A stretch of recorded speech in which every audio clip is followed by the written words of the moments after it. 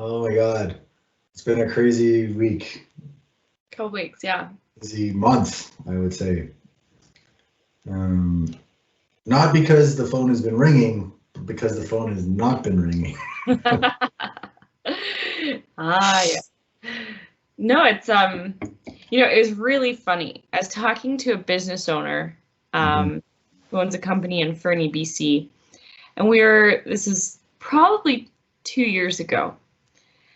And he was like, we were talking about owning business and what it means. And, I was telling him how excited you and I were about our business and all this stuff that we're doing. He's like, well, Caitlin, you're going to reach a point where you're going to go back down again. And I was like, well, what do you mean? He's like, you ramp up and then you need to hire more people. He goes, and then you're actually going to lose money until you can ramp up enough to get ahead. And it's this constant cycle, right? And I was like, wow, that's super interesting. Oh, And now I remember you telling me about that. Yeah, it makes sense, right? it makes sense. And I was like, yeah, I could see that happening. We'll be ready for it. No, you're not ready for it.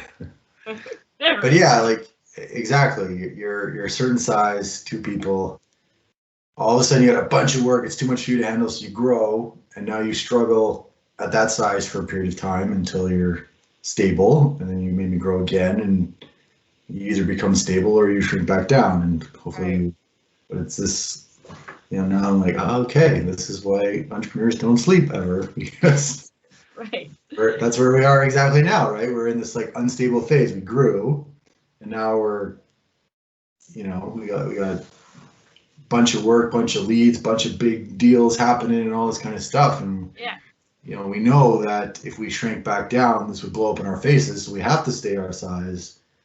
But in the meantime, of course, like any It's a business. timing thing, right? It's Yeah. just a timing thing because we have things that are happening a month from now, things that got moved from now to 2 months from now, things that are turning on, taps that are dripping that are about to go full blast kind of thing. And we're like, yeah, we just cover this period. And so, for those who listen to us and we had to look for some innovative ways to manage cash flow and to be supportive. And, one of the things that I think we had a very stressful conversation, right? Because our highest expense is definitely our people and ourselves, right? Yeah, and I think that it's not just a conversation about the business; it's also the families involved, right? Yeah. So, but ultimately decided our teams are a team, and we'll come together and we'll figure it out. If we have to be creative with, contracts or this, that, or the other thing, or commissions, or who knows what. Pretty much anything's on the table, right? Yeah. Well, and we did our journey about this, what do we call it? Radical transparency, right? Before. But we stood by that and sort of gave our team the opportunity to come to the table and just say, hey, this is the situation. It's not a matter of if, it's just a matter of timing, right? It's things are delayed. This is happening. It's a timing issue. And every single one of our employees came to the table with an idea, with support, with, hey, what can I do to help everybody in this team out? And it was unbelievable. Yeah, it was pretty cool. I'd get, a few texts, 9 o'clock at night. I had this idea. Let's do this, right? Or here's how I can do this or whatever. And that's pretty cool. I mean, they believe in us. It wasn't like, okay, well, see you guys later and go apply for a job. It was like, okay, we're in this together. I'll do what I need to do, right? But I'm like, everyone's playing a long game here, and that's amazing because they don't have to, right? No, you and I have to. Yeah. But they don't.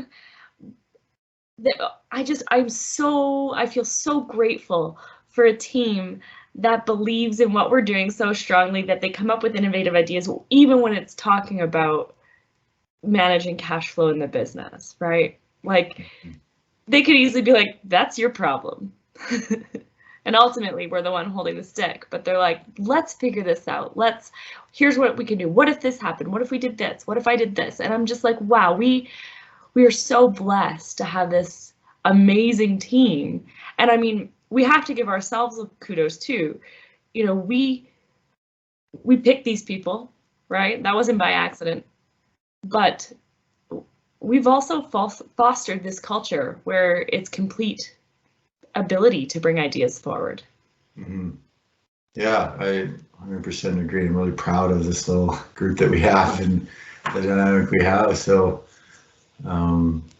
but you know, it was really interesting for me is that, you know, we had a couple of stressful weeks where, you know, and then my LinkedIn account got hacked, and you know, it was just like all this crap. I was feeling kind of very beaten down, I would say, right?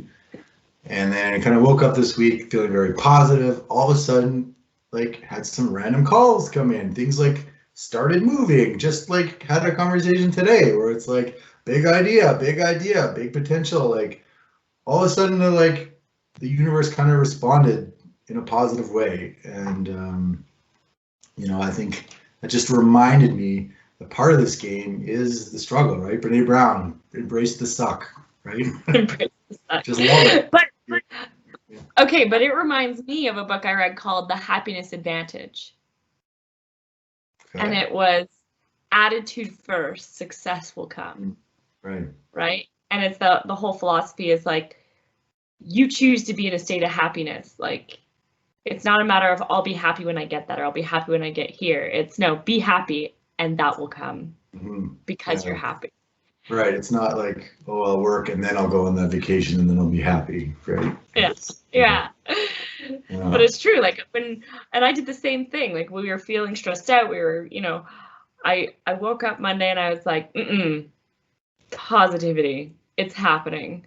Right. And I remember Monday morning, 8 a.m. or 8:30 meeting that we have with our team. And I'm like, hello, it's Monday.